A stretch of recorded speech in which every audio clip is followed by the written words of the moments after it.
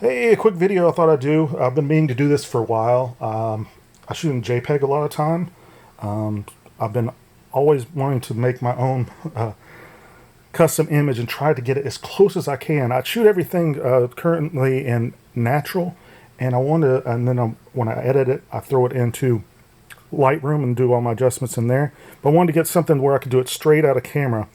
I'm going to show you how I did that today. It's raining outside, so I did these tests and came up with an actual custom image, my own custom image that I like. So let's go to it. Go to your custom image. You can hit info and it will come up. It'll be on the screen somewhere, or you can get it into the menu. So you see there I'm on natural. So if I go in here, you see all your different custom images. You might have a different Pentax camera. There might be a few less, but it's basically the same on all of them. You see everything's zeroed out. So if you hit info in here, you could make an adjustment to this custom image. And there's quite a bit of stuff in here. You got saturation, you got hue, you got high, low key, you've got contrast, you've got highlight adjustment and shadow adjustment, and then also sharpness. Now if you don't see these highlight and shadow adjustments, put your index finger up here and it just opens them up. If you're on contrast, you can see there, it gives you a little bit more options.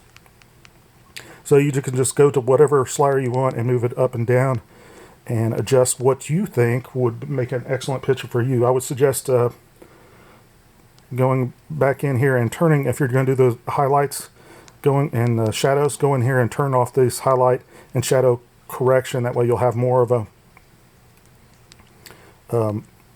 you'll have more control over it. So anyway, let's see here.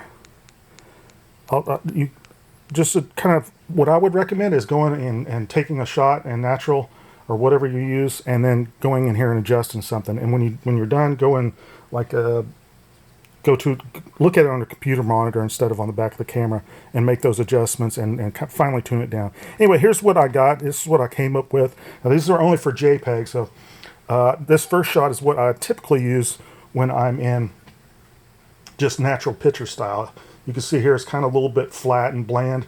It almost looks overexposed. I think the highlights are a little bit exaggerated from the rain. It's been raining all day, so the wet stuff here just made the highlights go a little bit brighter. But and then I made some subtle adjustments, and it really didn't change anything. So I went full on blown with the sliders, and this is what this one looked like. And this was a little bit overboard for me. You might like it.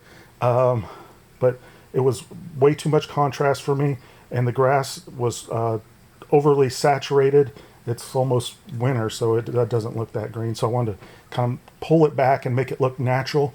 And so this is the shot I came up with for my custom image. I think it has just the right amount of contrast and a little bit of saturation to make it pop. So now let's look at it, how I actually set it up. I'll show it to you right here. And I saved it under flat. Now you can't change the name of these after you've made all your adjustments. There's no way to change it, so I just know it's on flat. So I boosted the saturation a little bit, as you can see here, like 2 notches. Went down to hue, didn't change that. Moved it down to low key a little bit, and contrast, I boosted that up. Took down the highlights like 2 notches. Shadow adjustment, I try to bring out a little bit of the shadows. It kind of almost seems contradiction because you're doing some of this contrast stuff, but that's kind of how I do it in Lightroom, and it turns out well. And then sharpness, I normally wouldn't add sharpness, but I just decided to try it, and I just put a slight bit because I'm using a kit lens, and that kit lens isn't super sharp or anything like that.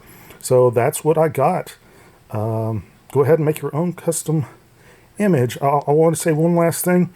If you go under some of these other ones like black and white, you'll have a couple different more options. So go through here and find the ones you want. So it's got toning and filter effects. So I need to go through and do this one next. I do shoot some black and whites occasionally, so that should be fun to do with.